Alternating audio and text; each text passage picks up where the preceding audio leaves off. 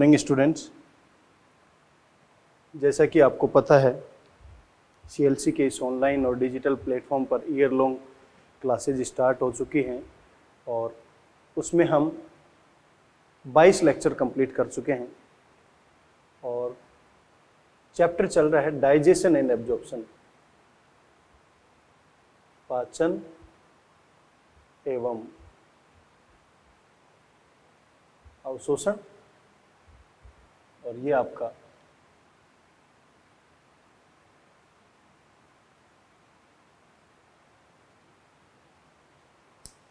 हिंदी का बैच है।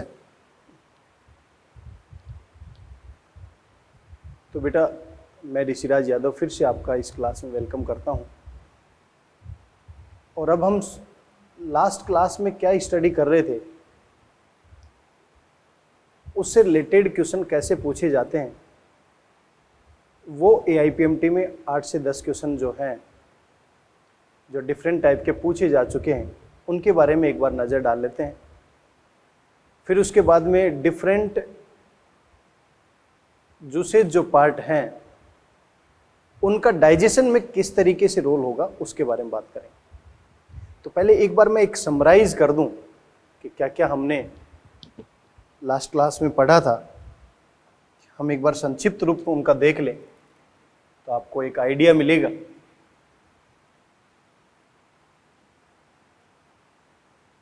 लार में या सलाइवा में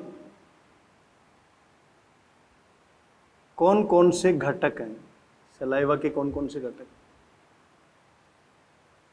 इसके अलावा हम ये देखें जठर रस के घटक,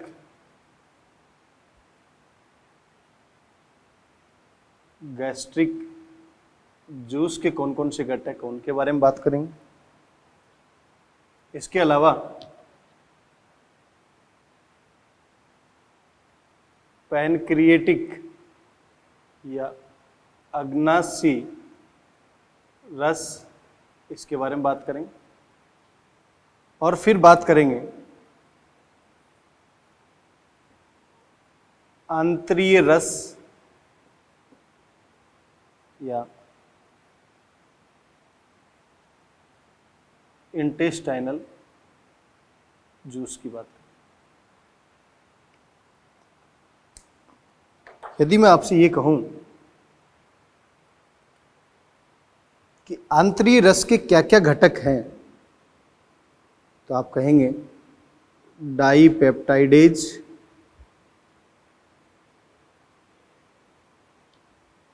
डाइसैकराइडेज,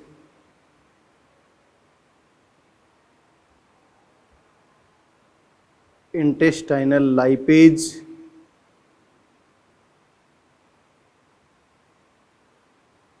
न्यूक्लियोसिडेज, यही कहेंगे, जिसका अधिकांशतः भाग वाटर का है। और एंजाइम की फॉर्म में क्या क्या है यहाँ पर, डाइपेप्टाइडेज है, डाइसैकराइडेज है, लाइपेज है, न्यूक्लियोसिडेज।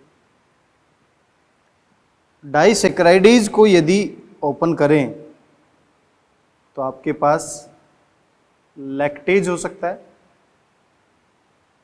सुक्रेज या इन्वर्टेज हो सकता है, या फिर माल्टेज हो सकता है। क्लियर?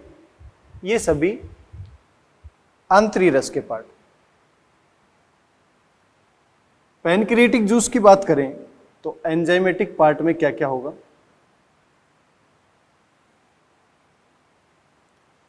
पैनक्रिएटिक लाइपेज है, पैनक्रिएटिक एमाइलेज है, पैनक्रिएटिक न्यूक्लियेज है, प्रोकार्बोक्सी पेप्टिडेज है, काइमोट्रिप्सिनोजन है,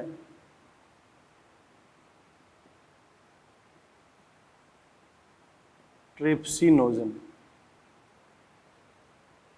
ये सारे पार्ट पैनक्रिएटिक जूस के या पैनक्रिएटिक रस या अग्नाशी रस के भाग। इसके एंजाइमेटिक पार्ट की बात करें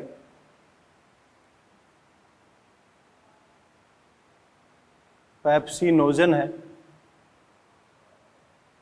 प्रोरेनिन है, गैस्ट्रिक लाइपेज है, और नॉन एंजाइमेटिक पार्ट में इसके पास में HCl।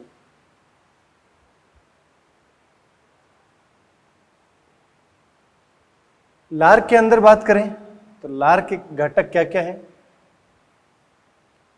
सोडियम है, पोटेशियम है, क्लोराइड है, बाइकार्बोनेट आयन, पीएच वैल्यू 6.8 है, सलाइवरी एमाइलेज या टाइलिन,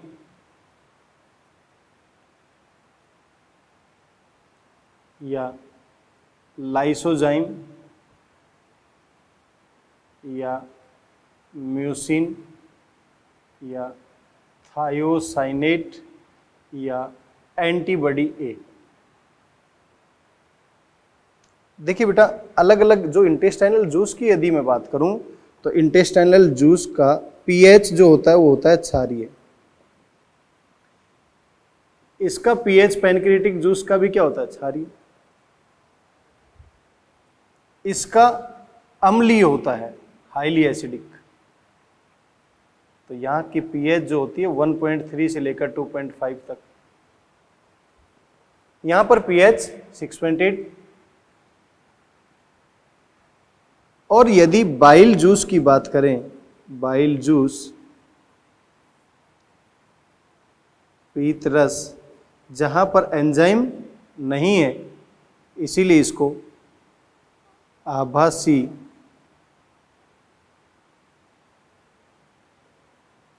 पाचक रस के नाम से भी जानते हैं। तो इसमें क्या है? इसकी पीएच देखी जाए तो इसकी पीएच भी कैसी है? इसके पास पीत लवण, bile salt,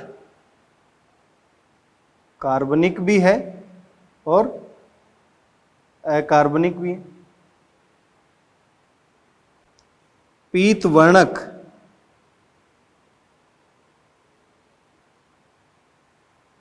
means bile pigments, इसके पास बिलीरुबिन जो पीला कलर होता है, और बिलवर्डिन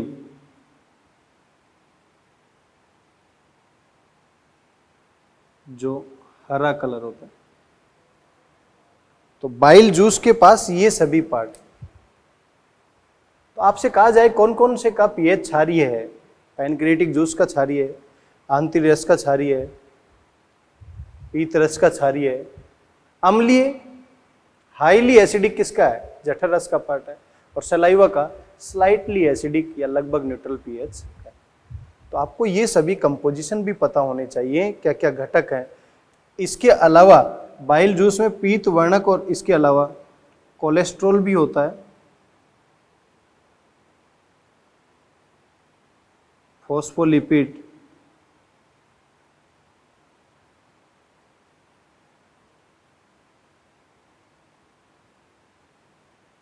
ये भी होता है, फॉस्फोलिपिड लेसिथिन की फॉर्म में।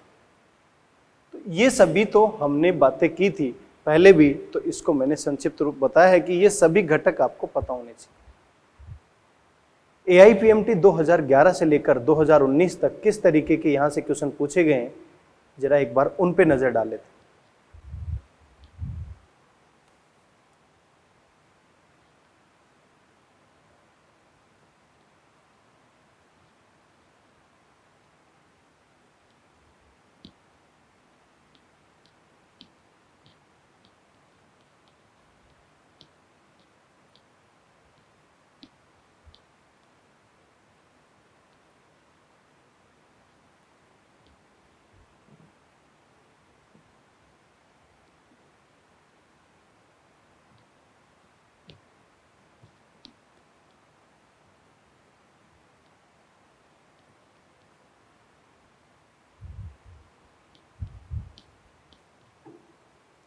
देखिए बेटा क्वेश्चन कैसे पूछे जा चुके हैं, आपको भी एक आइडिया मिल जाएगा कि यहाँ कैसा क्वेश्चन।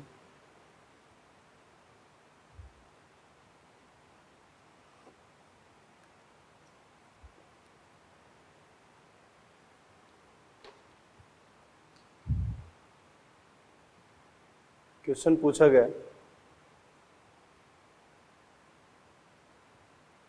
ग्लाइकोजिनोलाइसिस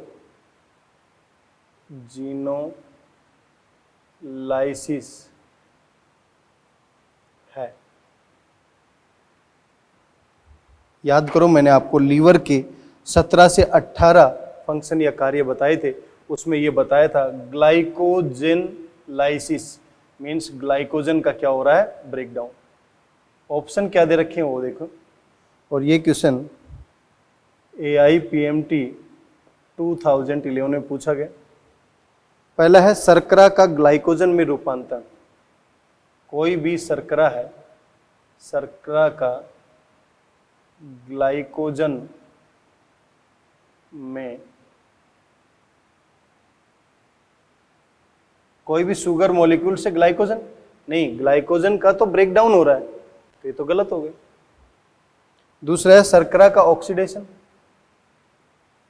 शर्करा का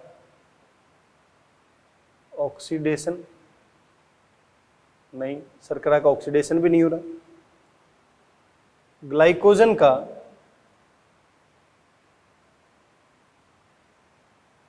शर्करा में रूपांतरण, हाँ ये बिल्कुल सही है, क्योंकि ग्लाइकोजन का रूपांतरण हो रहा है, ग्लाइकोजन का ब्रेकडाउन हो रहा है। तीसरा, चौथा है ग्लाइकोजन का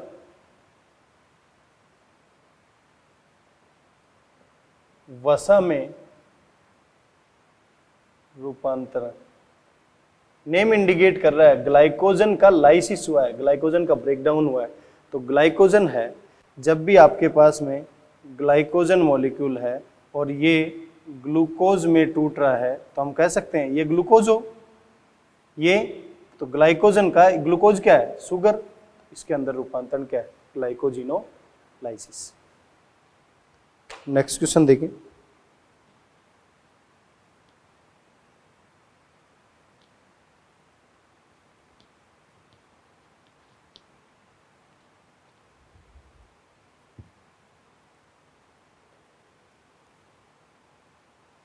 नेक्स्ट क्वेश्चन है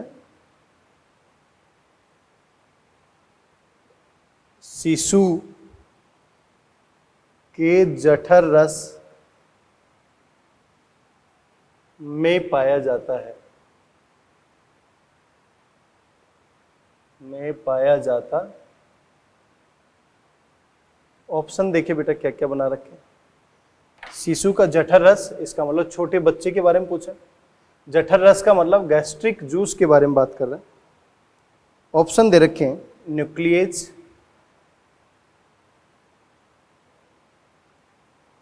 पेप्सिनोजन, लाइपेज, माल्टेज,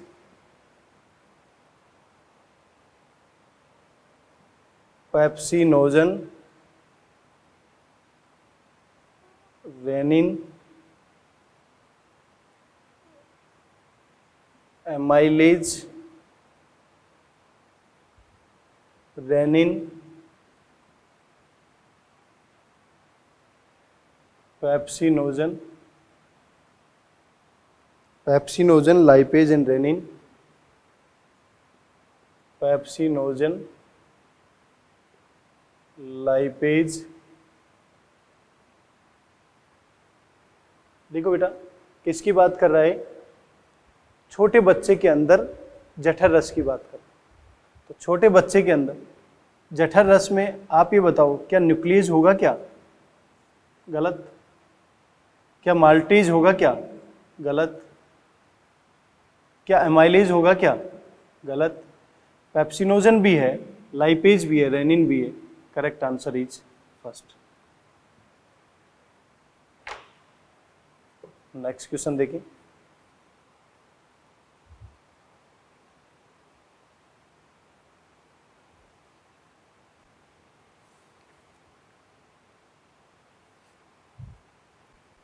गाय एवं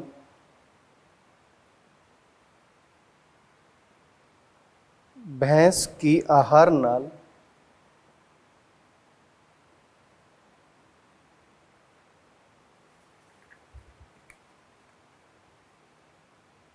में क्या पाया जाता है?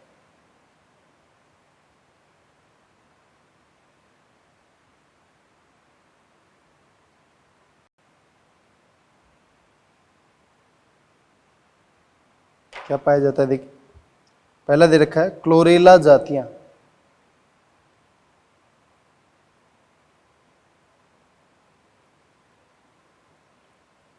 फ्यूकस जातियां,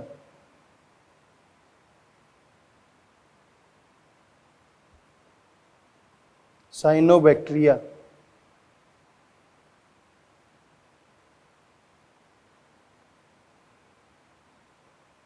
मेथेनोजेंस। याद करें बेटा, मैंने आपको बताया था कि काऊ के अंदर या कैटल्स के अंदर कैसा स्टमक होता है? कंपाउंड स्टमक होता है। कंपाउंड स्टमक, और उनके स्टमक में कौन कौन से पार्ट थे याद करो। रूमेन है, रेटिकुलम है, ओमेसम है, एब ओमेसम है, ये थे। यहां पर आपने देखा था रूमेन और रेटिकुलम, इस पार्ट के अंदर सिम्बायोटिक बैक्टीरियाज प्रेजेंट थे, और वो सिम्बायोटिक बैक्टीरिया मेथेन गैस को रिलीज करते हैं, जिसे मार्स गैस भी कहा जाता है। इसीलिए गाय और भैंस की आहार नाल में क्या पाया जाता है? साइनोबैक्टीरिया नहीं, फ्यूकस स्पीसीज नहीं, क्लोरेला स्पीसीज नहीं, मेथेनोजेंस पाए जाते हैं। इसीलिए हमने वहां पर कैटल के स्टमक की बात भी की थी, और देखो कैटल से रिलेटेड भी क्वेश्चन पूछा जा चुका है।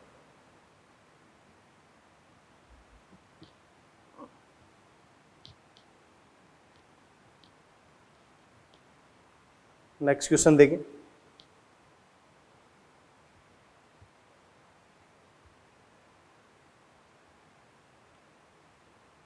Which of the following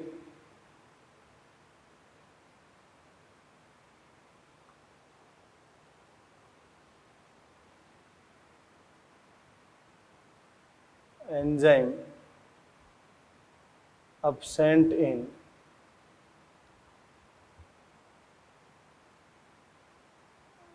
intestinal juice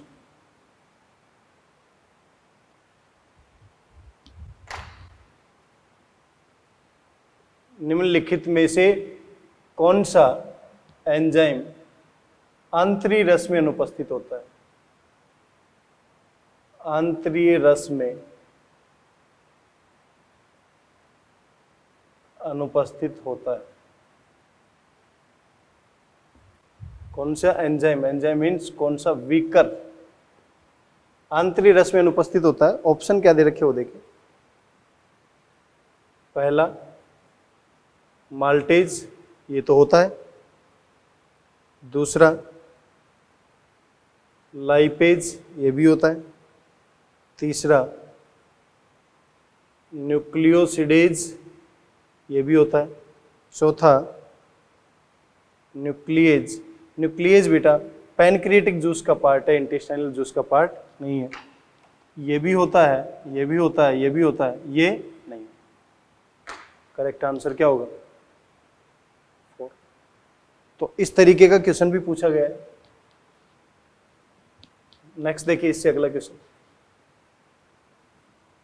ये जो मैंने क्वेश्चन अभी डिस्कस किया है, ये AIPMT 2015 में पूछा जा चुका है। अब जो मैं बात कर रहा हूं वो AIPMT 2016 में पूछा गया। आमाशय में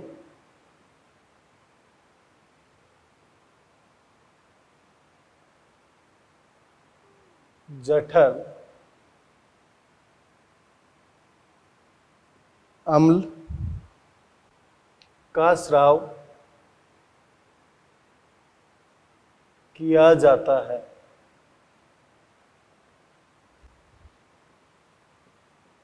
देखिए ऑप्शन क्या क्या दे रखे,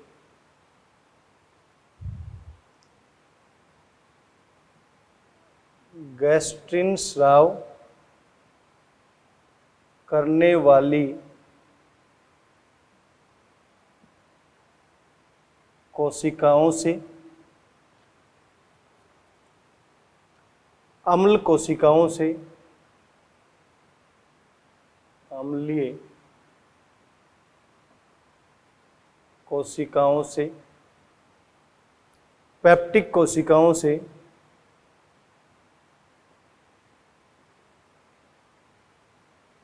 पेप्टिक कोशिकाओं से, भित्तीय कोशिकाओं से,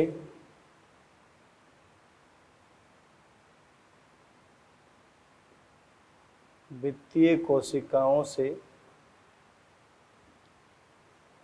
देख आमाशय में जठर अम्ल। ध्यान रखिए बेटा क्वेश्चन में क्या पूछा गया है।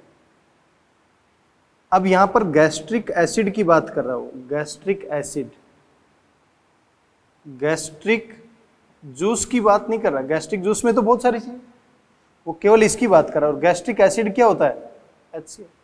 और आपको पता है HCl और इंट्रिंसिक कास्टल फैक्टर ये कौन रिलीज करता है? पैराइटल या ऑक्जेंटिक सेल। और इन्हीं पैराइटल को ही क्या नाम देते हैं? भित्तीय कोशिकाएं। तो ये गलत हो गया, क्योंकि पेप्टिक सेल क्या करता है? इनको जाइमोजन सेल भी बोलते हैं। ये क्या रिलीज करता है? पेप्सिनोजन और प्रोरेनिन। भित्तीय कोशिका ये क्या कर रही है? HCl plus intrinsic कास्टल factor. Acidic, ये एसिडिक सेल है। और गैस्ट्रिन ये जी सेल है। तो ये भी नहीं होगा, ये भी नहीं होगा। करेक्ट आंसर क्या है? फर्स्ट। ये AIPMT 2016 में पूछा गया क्वेश्चन।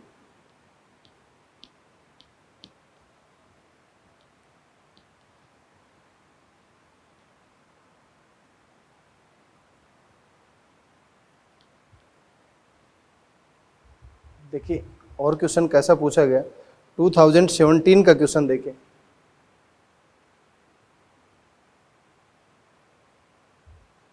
लीबर कोन की परगुहिका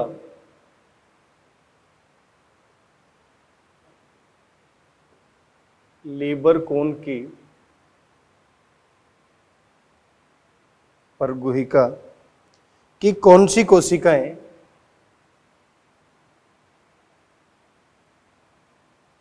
कौन सी कोशिकाएं एंटीबैक्टीरियल लाइसोजाइम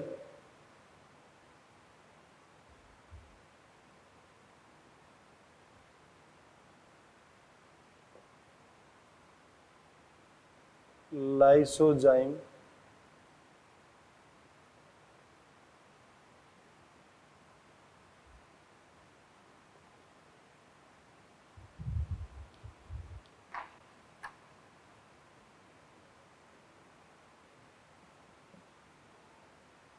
देखिए बेटा, लीबर कोन की परगुहिका कौन सी कोशिका है? Antibacterial lysozyme. अब देखो लीबर कोन क्या है, मैंने आपको बताया था इंटेस्टाइनल रीजन में इस तरीके से अंगुलीनुमा प्रवर्ध पाए जाते हैं। इन्हें क्या बोलते हैं? विलाई। और इनके ऊपर छोटे प्रवर्ध और भी होते हैं, जिन्हें क्या बोलते हैं? माइक्रो विलाई, जो इसके सरफेस एरिया, पृष्ठीय क्षेत्रफल को बढ़ा देते हैं, जिससे पाचन और अवशोषण ज्यादा हो सके। तो ये ड्यूडेनम भाग में जाकर और भी ज्यादा डेवलप हो जाते हैं, जिनको बोलते हैं लीबर कोन की दरारें।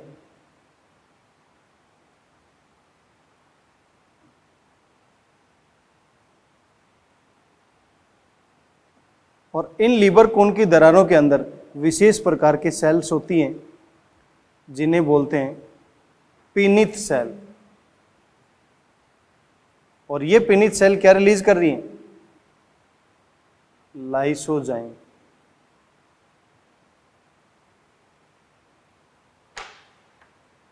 तो ऑप्शन में क्या क्या दे रखे वो भी देखो। ऑप्शन में दे रखा है पेनेथ कोशिकाएं, जाइमोजन कोशिकाएं, जाइमोजन कोशिकाएं, कूफर कोशिकाएं,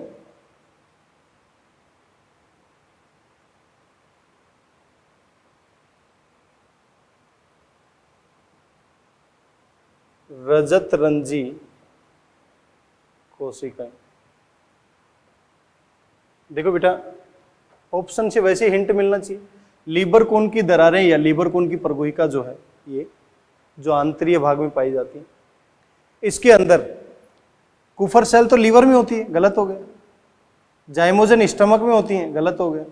इंटेस्टाइनल रीजन में कौन सी है? Paneth cell. ये तो कलरफुल सेल है, ये भी गलत हो। करेक्ट आंसर क्या होगा? फर्स्ट। तो लीवर कोन की परगोहिका में पेनिथ सेल्स है जो लाइसोजाइम सीक्रेट करती है, जो एक प्रकार का एंटीबैक्टीरियल एंजाइम भी है।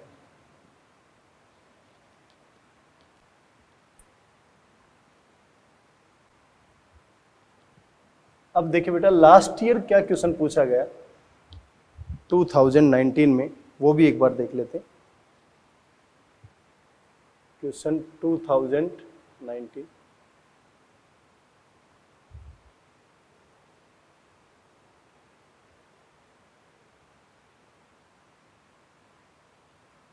कोशिकाओं को पहचानिए, कोशिकाओं को पहचानिए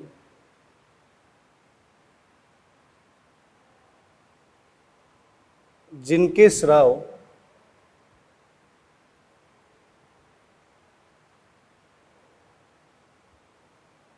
जठर आंतरीय पथ,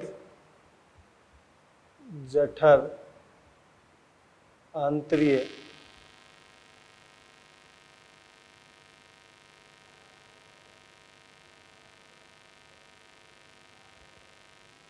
के स्तर को कई प्रकार के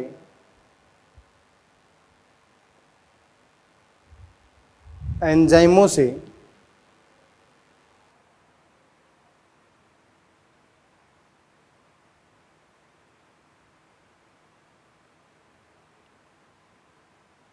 सुरक्षित करती है।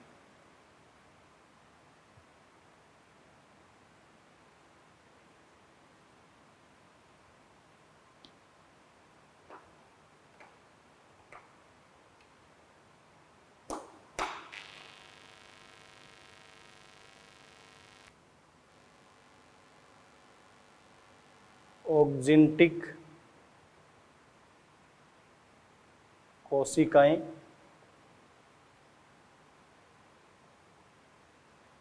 ग्रहणी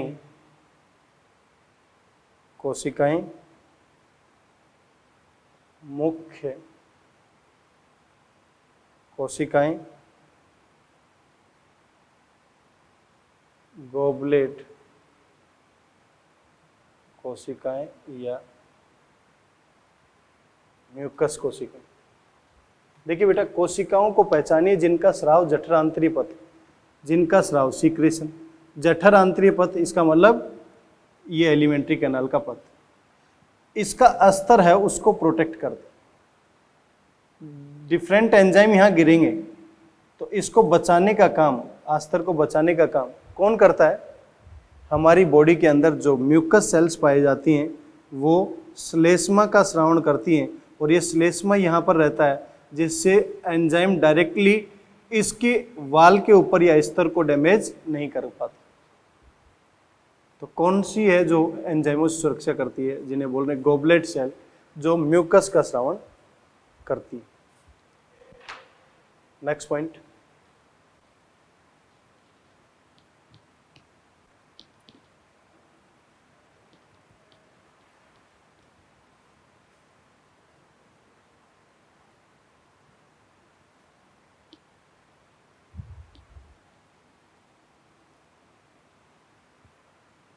नेक्स्ट पॉइंट है,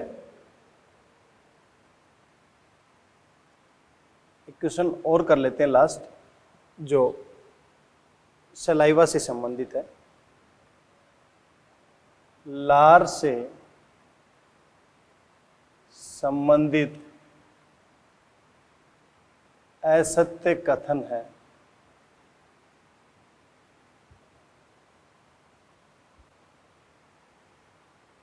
पहला पॉइंट,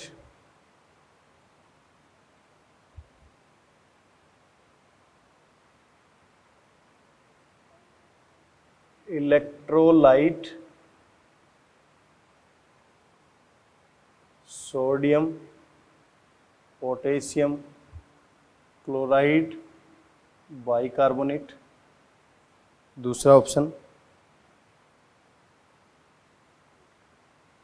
टाइलिन अल्फा लार एमाइलेज।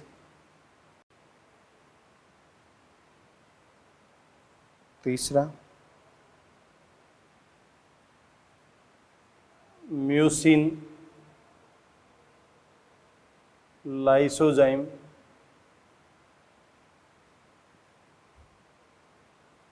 थायोसाइनेट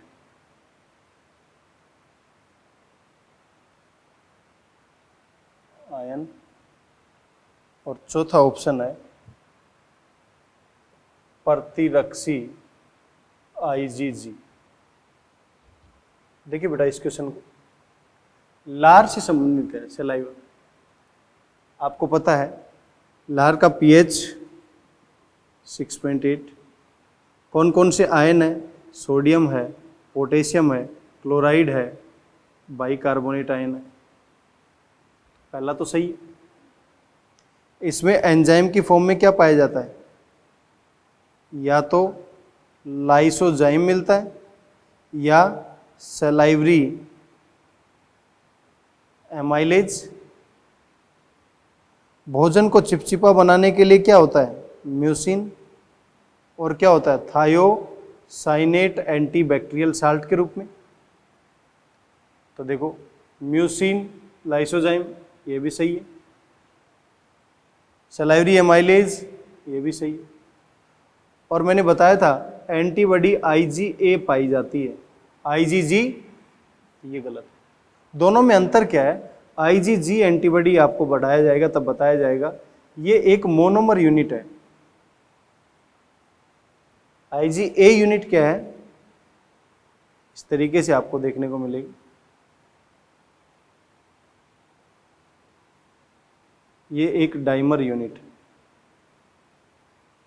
एक मोनोमर हो गई, एक डाइमर हो गई। तो IgG नहीं, कौन सी होगी? IgA एंटीबॉडी होती है सलाइवा के अंदर।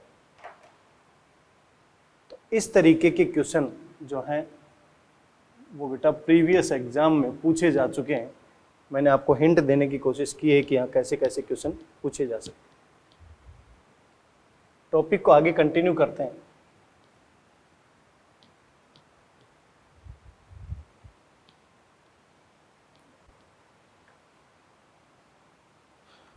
नेक्स्ट देखिए क्या है।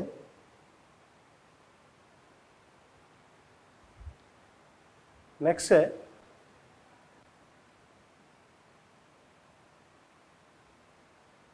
हमारे पास कोई भी एक बैलेंस डाइट है।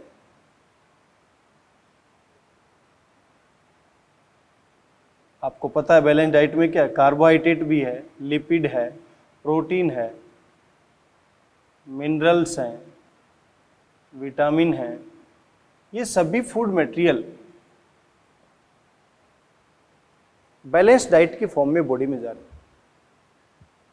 जिनमें से मेजर फूड सोर्स है कार्बोहाइड्रेट, लिपिड और प्रोटीन, जिसमें कार्बोहाइड्रेट 4 टाइम्स होना चाहिए, लिपिड और प्रोटीन 1 टाइम होना चाहिए। ये बैलेंस डाइट जब हमारी बॉडी में जाएगी तब हमारी बॉडी में अलग अलग पार्ट में ATP की फॉर्म में ये जो है एनर्जी देगी। अब वो एनर्जी 2 फॉर्म में है। हमारे पास क्या क्या है? कार्बोहाइड्रेट है, हाइड्रेट ऑफ कार्बन, हमारे पास क्या है, लिपिड है, हमारे पास और क्या है, हमारे पास प्रोटीन है। ये तीनों पार्ट जो मैं आपको बता रहा हूं, यदि आपसे ये पूछ लिया जाए इन तीनों में सबसे ज्यादा एनर्जी कौन प्रोड्यूस करेगा, तो एनर्जी लिपिड करता है, फिर प्रोटीन करता है और फिर कार्बोहाइड्रेट। और यदि आपसे ये कहा जाए कि कंज्यूम किसको करेंगे, कंज्यूम बॉडी किसको सबसे पहले करती है, कार्बोहाइड्रेट को, देन लिपिड को, और सबसे लास्ट में।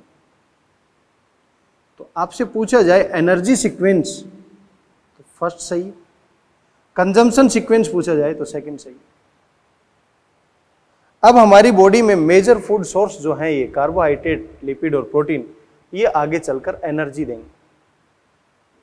तो इस कार्बोहाइड्रेट को यदि बॉडी के अंदर डाला जाए तो एनर्जी प्रोड्यूस करेगा, उस एनर्जी को हम फिजियोलॉजिकल वैल्यू बोलेंगे।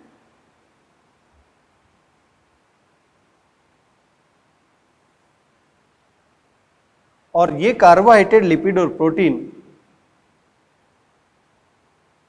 हमारे पास बॉडी के अंदर नहीं डाला गया, इसको अब कैलोरीमीटर में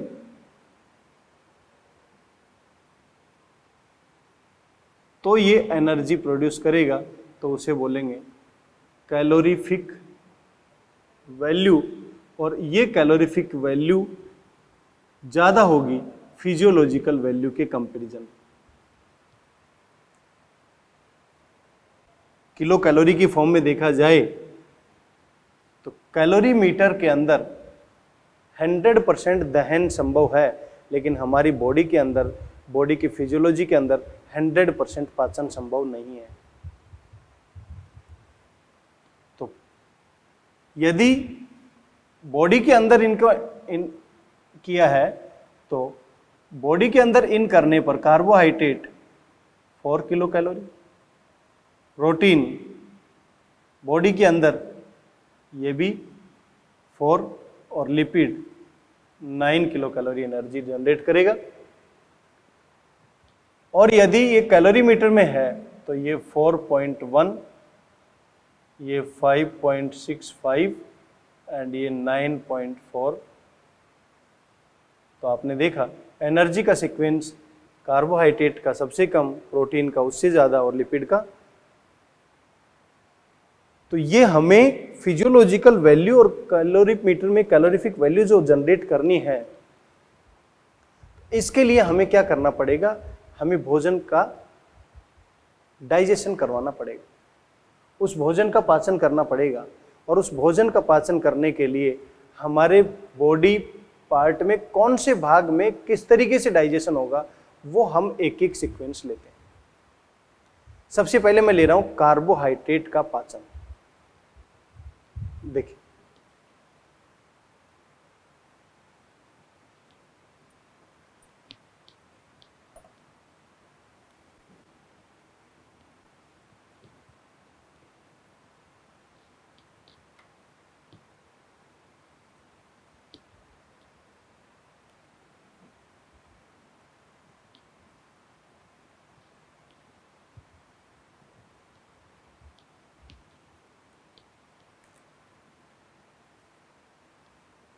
कार्बोहाइड्रेट का पाचन, डाइजेशन ऑफ कार्बोहाइड्रेट। एक साइड में हम सबसे पहले बात कर लेते हैं ओरल कैविटी में। ओरल कैविटी के बाद में ड्यूडेनम पार्ट में,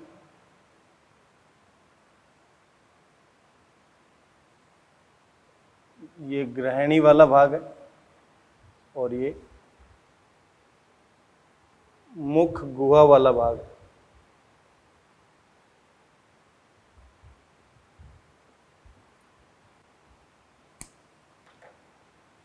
हमारे पास कार्बोहाइड्रेट की फॉर्म में बॉडी में स्टार्च एंटर किया। स्टार्च क्या है, ग्लूकोज की इस तरीके से रेखीय क्रम में। यहाँ पर ग्लूकोज ग्लूकोज के बीच में 1,4 लिंकेज है, ये ग्लूकोज ये ब्रांचिंग फॉर्म में, ब्रांचिंग पॉइंट पर 1,6 और अनब्रांच फॉर्म पर 1,4 लिंकेज। इस भाग को हम बोल रहे हैं बेटा एमाइलोज, एमाइलोपेक्टिन, और इन दोनों को जोड़ दिया जाए तब हमारे पास क्या बनेगा? स्टार्च। स्टार्च रियली में क्या है? पॉलीसेकेराइड है। कार्बोहाइड्रेट का पाचन करवाना है हमें, तो हमें क्या करना पड़ेगा?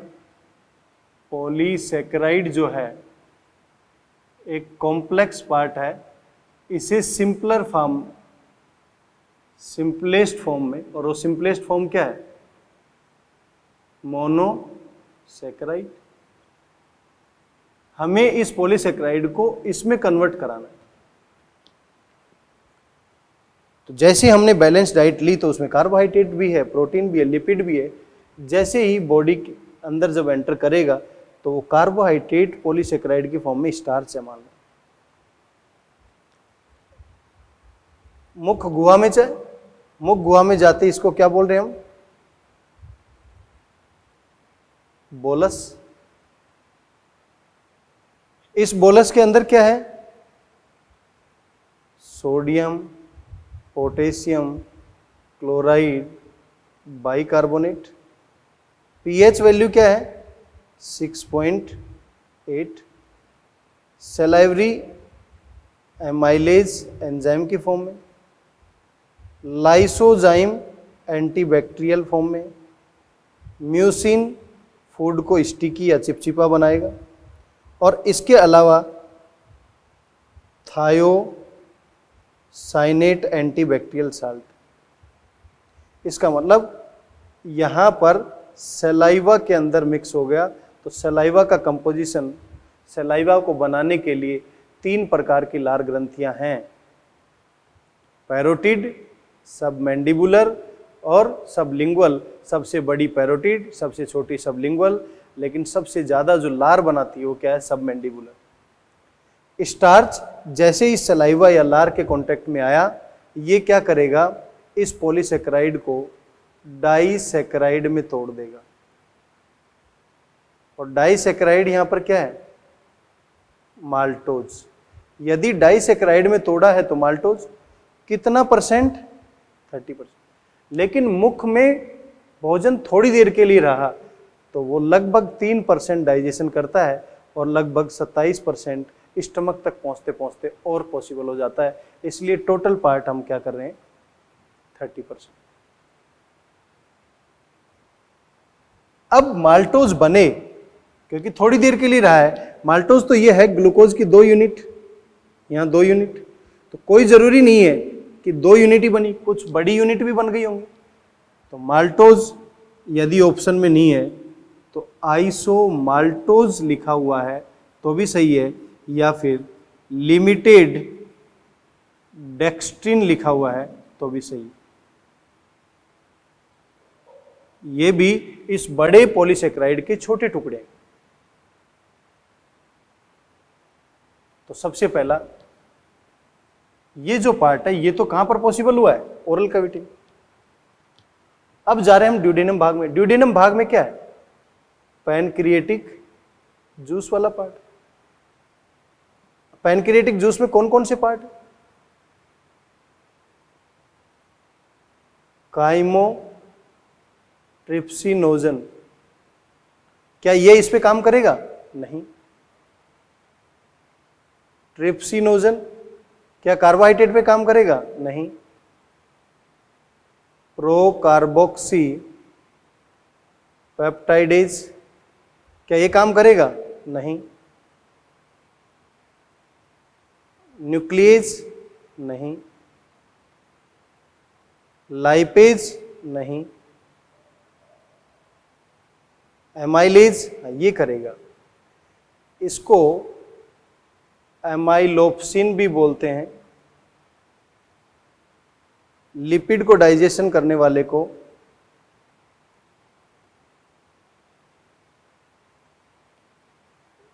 स्टीएप्सिन भी बोलते हैं, और प्रोटीन को डाइजेशन करने वाले को इरेप्सिन भी बोलते हैं। तो पैनक्रिएटिक जूस का ये जो पार्ट है, ये तीनों प्रोटीन से रिलेटेड, ये न्यूक्लिक एसिड से रिलेटेड, ये लिपिड से रिलेटेड, और ये किससे रिलेटेड है? कार्बोहाइड्रेट से।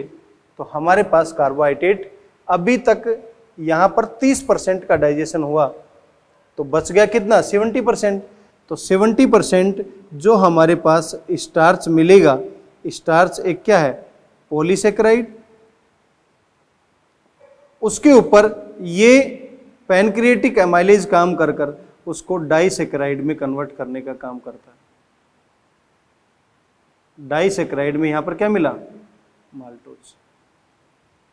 कितना परसेंट? 70%। क्लियर है मेरी बात यहां तक? अब यहां पर इस पैनक्रिएटिक जूस ने काम कर दिया, लेकिन अभी एक पार्ट और बचा है। कौन सा? इंटेस्टाइनल जूस वाला पार्ट। इंटेस्टाइनल जूस वाले पार्ट में कौन कौन से कंपोजिशन है? डाइपेप्टाइडेज। क्या ये काम करेगा यहां पर? कार्बोहाइड्रेट पे काम करेगा नहीं। न्यूक्लियोसिडेज, ये भी काम नहीं करेगा। इंटेस्टाइनल लाइपेज, ये भी काम नहीं करेगा। डाइसेकेराइडेज, हाँ ये काम करेगा, क्योंकि हमारे पास ये यूनिट डाइसेकेराइड मिली। अब डाइसेकेराइडेज कैसे काम करेगा उस पर भी एक बार नजर डाल लेते हैं।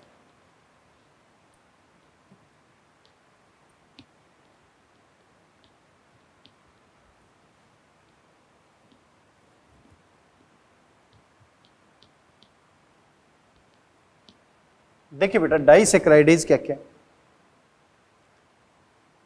हमारे पास ये शुगर है, माल्टोज एक डाइसेकेराइड है, सुक्रोज हमारे पास डाइसेकेराइड है, लैक्टोज हमारे पास डाइसेकेराइड। यदि स्टार्च का डाइसेकेराइड बना तो यहां पर तो माल्टोज बना, लेकिन ये भी तो डाइसेकेराइड है। माल्टोज एक रिड्यूसिंग शुगर है, ग्लूकोज ग्लूकोज के बीच में यहां पर 1,4 लिंकेज होगी। सुक्रोज नॉन रिड्यूसिंग शुगर है, यहां पर ग्लूकोज और फ्रक्टोज में 1,4 लिंकेज नहीं 1,2 लिंकेज होगी। लैक्टोज में यह भी रिड्यूसिंग शुगर। देखिए बेटा, इनका मतलब क्या है? Reducing non reducing. हमारे पास एक ग्लूकोज है, ये ग्लूकोज है, इसका फर्स्ट कार्बन इसका 4 कार्बन से जुड़ गया, लेकिन दूसरे वाले का फर्स्ट फ्री है, तो वो दूसरे का रिडक्शन कर देगा। सुक्रोज के अंदर एक ग्लूकोज है, एक फ्रक्टोज है। ग्लूकोज का फंक्शनल ग्रुप CHO और फ्रक्टोज का फंक्शनल ग्रुप कीटो, ये दोनों आपस में जुड़ जाते हैं। फंक्शनल ग्रुप फ्री नहीं है तो ऐसे में रिडक्शन नहीं कर पाएगा, इसलिए नॉन रिड्यूसिंग। लैक्टोज में ग्लूकोज और गैलेक्टोज, इसका 1 इसका 4 आपस में जुड़ गए, तो यहां पर 1 फ्री रहे। ऐसे में यदि एनोमेरिक कार्बन फ्री है तो वो दूसरे का क्या कर देगा? रिडक्शन। तो ये रिड्यूसिंग शुगर है, ये रिड्यूसिंग शुगर है, ये नॉन रिड्यूसिंग। अब मान लो हमारे पास माल्टोज डाइसेकेराइड मिला, ये सभी क्या है? डाइसेकेराइड की बात कर रहा हूं। हमारे पास लैक्टोज मिला, हमारे पास सुक्रोज मिला, तो यहां पर डाइसेकेराइडेज जो एंजाइम काम करेगा वो करेगा माल्टेज, और माल्टेज इस माल्टोज को ग्लूकोज की 2 यूनिट में, और अब आपको पता है ये ग्लूकोज और ये ग्लूकोज ये क्या है? मोनोसेकेराइड। यहां पर एंजाइम काम करेगा, उसे बोलते हैं लैक्टेज, और वो क्या करेगा? ग्लूकोज प्लस गैलेक्टोज, ये भी क्या है, मोनोसेक्राइड यूनिट। और यहां पर जो काम करेगा इन्वर्टेज या किसी को बोलते हैं सुक्रेज, जो एक बनाएगा ग्लूकोज और एक बनाएगा फ्रक्टोज। यहां पर ये भी मोनोसेक्राइड, ये भी मोनोसेक्राइड, ये भी मोनोसेक्राइड, ये भी मोनोसेक्राइड, ये भी मोनोसेक्राइड, और डाइसेक्राइड का मोनोसेक्राइड में कन्वर्जन का काम यहां पर कौन सा काम करेगा, डाइसेक्राइडेज। और ये डाइसेक्राइडेज कहां पर पाया जाता है, इंटेस्टाइनल जूस के अंदर, आंतरीय रस के अंदर पाया। और मैंने अभी बताया था आपको कि जब भी हमें डाइजेशन करवाना है तो हमें कॉम्प्लेक्स फॉर्म को सिंपलेस्ट में कन्वर्ट करना है। हमारे पास पॉलीसेक्राइड था, उसको हमने मोनोसेक्राइड सिंपलेस्ट फॉर्म में कन्वर्ट कर दिया, इसका मतलब डाइजेशन कंप्लीट हो गया है।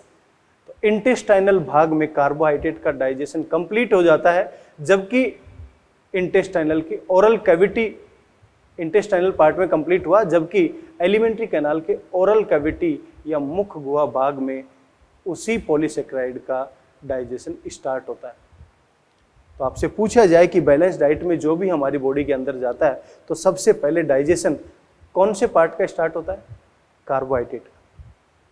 इसी कार्बोहाइड्रेट का डाइजेशन कंप्लीट कहां पर होता है, इंटेस्टाइनल भाग के अंदर। तो जैसा आपने आज देखा कार्बोहाइड्रेट का पाचन, उसी तरीके से हम नेक्स्ट क्लास में लिपिड का पाचन, प्रोटीन का पाचन, इसकी बात करेंगे। और जब ये पूरा भोजन का पाचन हो जाएगा तो सिंपलर फॉर्म जो आएगी उसका हम एब्जॉर्प्शन या अवशोषण कराने में रोल अदा करेंगे। क्लियर है यहां तक? तो आज हमने क्या पढ़ा, डिफरेंट टाइप के juices, intestinal juice, bile juice, pancreatic juice, salivary composition. इसके अलावा इनसे रिलेटेड किस तरीके के क्वेरीज 2011 से लेकर 2019 तक पूछे गए हैं, उन सब के बारे में बातें की। इसके अलावा हमारी बॉडी पार्ट में इस जूस का रोल क्या होगा, तो सबसे पहले हमने देखा कार्बोहाइड्रेट का डाइजेशन कैसे संभव होगा आहार नाल के अलग अलग भाग में। तो मुख गुहा में अलग 30%, ड्यूडेनम पार्ट में जाकर 70%, इस तरीके से कार्बोहाइड्रेट का डाइजेशन अलग अलग स्टेज में और एलिमेंट्री कैनाल के अलग अलग भाग में संभव हो पाएगा। क्लियर है बेटा? तो नेक्स्ट क्लास में हम और आगे डिटेल में बातें करेंगे कि किस तरीके से प्रोटीन का पाचन होगा और किस तरीके से लिपिड का पाचन होगा और उनका एब्जॉर्प्शन किस तरीके से संभव होगा। ठीक है? क्लियर है यहां तक? एक बार अभी तक जितना भी हमने जो पढ़ा है उसको एक बार समराइज करके आप उसको रिवाइज करके देखें कि क्या क्या चीजें हमने पढ़ी हैं। एलिमेंट्री कैनाल का माउथ पार्ट कैसा है, ईसोफेगस पार्ट कैसा है, स्टमक पार्ट कैसा है, स्टमक पार्ट में कौन कौन सी सेल्स हैं, कौन कौन सी सेल का क्या क्या रोल है, इन सभी पार्ट से कौन कौन से जूस रिलीज हो रहे हैं, जूस रिलीज हो रहे हैं तो लीवर की स्ट्रक्चर कैसी है, पैनक्रियाज की स्ट्रक्चर कैसी है, इन दोनों का रोल क्या है, आपस में कोरिलेट करके देखें। और इन सभी जूसेस का पाचन में क्या रोल है, ये सभी आप कंपेयर करके देखें, तब जाकर आपको चैप्टर और सिंपलर फॉर्म में समझ में आए। क्लियर है? आज के लिए इतना ही। Thank you so much.